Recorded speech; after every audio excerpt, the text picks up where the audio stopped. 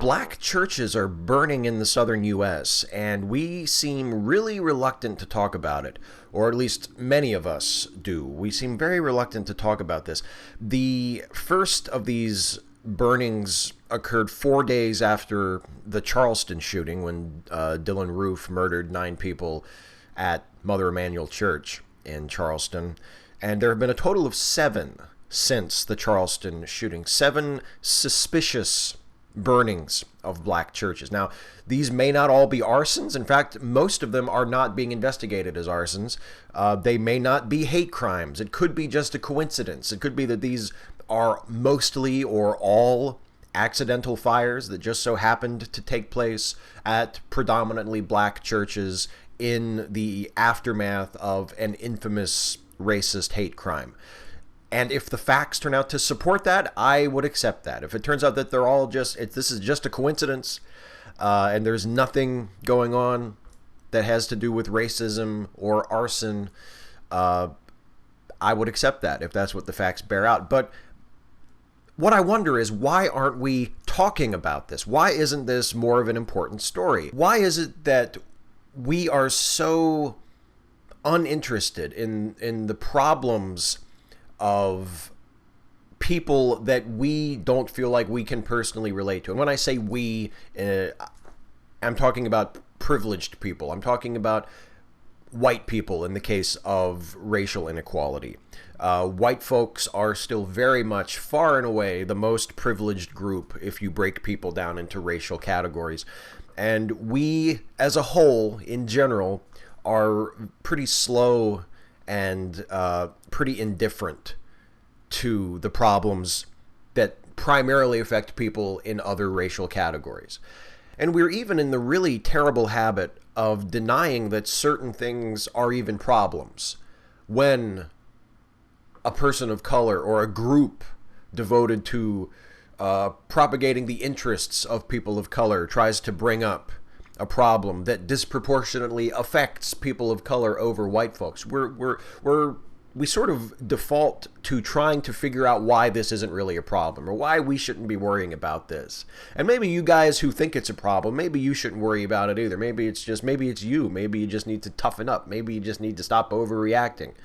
Why do we do that? Well, I think maybe there is a natural tendency to dismiss problems that you can't relate to personally, or that contradict your own personal experience. Our personal experience in this world is ultimately all we have. We only ever see the world through our own eyes. And when someone else comes to us and tells us about something that happened to them that doesn't fit with what happens to us, that can be difficult to reconcile. And sometimes, instead of expanding our worldview and our understanding of the world to include what they're telling us as a part of that, we're more likely to just go, oh, well, that can't be right. And we can shut that out, and we can just keep our blinders on. We can keep our view of the world consistent and stable, and we can just say, oh, what they're saying, that's not, no, come on, they can't have that right. That kind of thing doesn't happen.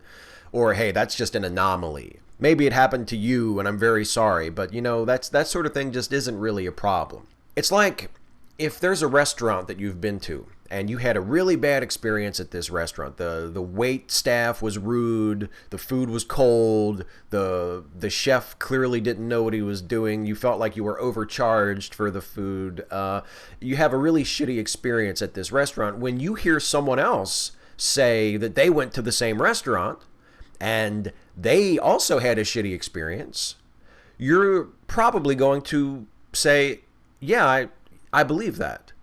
I believe that. And you'll use your experience as evidence that their experience was valid, because you know that they're telling the truth because you went through the same thing. You went to the same restaurant, you had the same shitty service and the same cold food, and you know that they're telling the truth. But if there's a restaurant that you love to go to that you think the food is exquisite, that you're friends with all the wait staff and they treat you great and it's just your favorite place in the world. And you hear someone say, oh, I hate that restaurant. The service is terrible. They pay no attention to me. The food is cold. It's the worst restaurant I've ever been to. You're probably not going to believe that person as quickly as you would the person who shared your experience with the restaurant that you thought was shitty. If someone thinks that your favorite restaurant, where they treat you like a king, is the worst restaurant they've ever been to, your reaction might be, well, they don't know what the fuck they're talking about. That's the best restaurant in town. They don't know what the fuck they're talking about. Don't listen to him. Don't listen to him. That's a great place. I eat there all the time.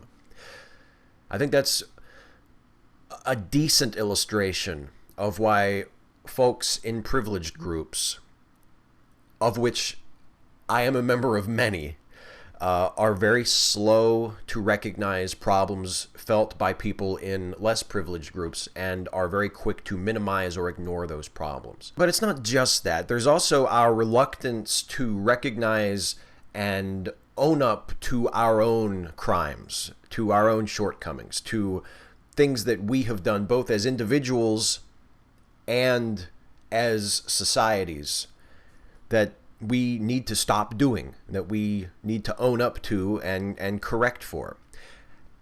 We're really slow to do that too, and I can think of no better example of that than the ideals on which the United States was founded as a nation. There is an expression in the Declaration where the drafters of the Declaration declare that they are constrained by their duty to just government and to protecting liberty and freedom for all people. They are constrained by those ideals to break free from England and to create a new government based on the will of their people and their desire for independence and for liberty. They say that they are constrained or they are bound by their principles to do this. Their principles are requiring this of them. And isn't it extraordinary that it took Americans another 80 years after the drafting of that declaration and the symbolic and eventually real politically recognized severing of the ties from England before they realized that those same principles that bound them to throw off the tyranny of Great Britain also bound them to end the tyranny that they were imposing on people living in their very own country, people that had been subjected to slavery, people that had had their freedom robbed of them and their individuality and their autonomy robbed from them. It took us 80 years to figure out that all men are created equal should apply to all men regardless of race, and that principle bound us to end our tyrannical treatment of blacks in this country. And it took another 60 or so years after that until we realized that it also included women. It took us from 1776 to 1920 to work out that bit. And then, of course, it took us until into the 1960s before we reckoned with the remnants of slavery, until we reckoned with the fact that even though slavery as an institution had been abolished, we still had segregation, we still had Jim Crow laws, we still had all sorts of legal and cultural practices that continued to heavily oppress and subjugate Black Americans, and that these issues also needed to be addressed if we were to truly live up to that statement of our ideals that all men are created equal. So what can we do to help? What can we do to overcome these problems that I've been talking about? How can we overcome our natural blindness to other people's problems, to other groups' problems? How can we learn to see things like black churches burning in the aftermath of a racist hate crime, and talk about them and explore them and investigate them and raise them to the level of prominence and seriousness and attention that they deserve? Well, the most important thing, I think, and social media and the internet makes this easier than ever, is to listen. To listen to other people's experiences. Listen to the words. Read the words of people of color. If you're a man, read the words of women. If you're a heterosexual, read the words of gay folks and bisexual folks. If you're a cisgender person, listen to the stories of trans people. Hear what they're saying. Listen to what they are telling you about how they are treated and about what their lives are like. And don't just ignore anything that doesn't fit with your own experience. Don't treat them like patrons at your favorite restaurant talking shit about your favorite restaurant. Don't just ignore them and dismiss them, and don't treat them as though they're problems and they themselves are invisible. Listen to them. Validate their experiences. And a lot of times when I say this, and when other people have said similar things, there is always a hue and cry from many of my fellow atheists or fellow skeptics where they say, oh, you just want us to uncritically accept what people are saying. You're saying you just want us to turn off our skepticism. Why do you turn off your critical thinking when it comes to racism and feminism? Why can't we ask questions? Why can't we ask for evidence? Accepting the experiences of other people as they tell them to you. Realizing that other people have a different experience in the world than you do. That people who are from a different background than you, or are in different categories than you, categories that are underprivileged relative to categories that you belong to, that they have different experiences, that they walk a very different path than you, that is not unskeptical. That is the essence of skepticism. If you privilege your background and you privilege your experiences and you use those as the standard, as the benchmark by which you measure other people's experiences, and you decide whether or not to believe them based on how it lines up with your personal experience, that is not skepticism. That is not being a critical thinker. That is not being a rigorous arbiter of the truth. That's being arrogant. That's being egotistical. That's being self-centered. And those things warp your perception of the truth. They don't enable you to discover it. They cloud it. They hide it. You have to discover your biases and account for them and adjust for them and accept that other people know things that you don't know, and other people have experienced things that you have not experienced, and that they are capable of relating those experiences to you. If you think that listening to and accepting the experiences of people different from yourself is something that requires you to renounce your skepticism, what it means is that you are treating the experiences that these other people are having and them reporting it to you as though it is an extraordinary claim. Extraordinary claims require extraordinary evidence. But the thing is, if a black man tells you that his experience is radically different from that of a white man in the United States of America, that is not an extraordinary claim.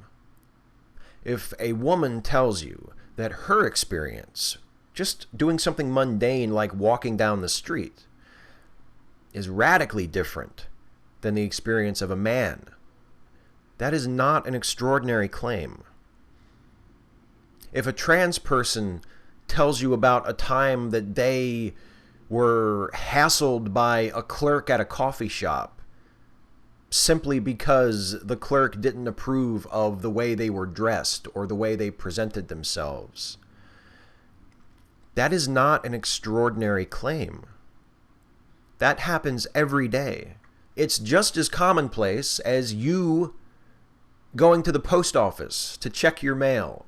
But if you said to someone, hey, I just got back from the post office, and they said, well, I'm going to need evidence of that, you're going to have to prove it, or I'm just not going to believe that you went to the post office, you wouldn't pat that person on the back for their skepticism and their commitment to critical thinking, you would say that they were being obtuse and difficult and unreasonable. And that's exactly what people are being when they demand citations and evidence for people that are different from them, just relating their experiences and just asking them to hear and to understand. So that's one thing we can do to help. If you are like me, if you are a white person, if you are a man, if you are a member of a privileged group, and there are people in less privileged groups than you that are trying to voice their concerns, to get attention for their problems, to get help to have them be able to pursue their interests and make their lives better and address inequities that they have to face and injustices from which they suffer. If you want to help, you can listen to them. You can hear what they're saying.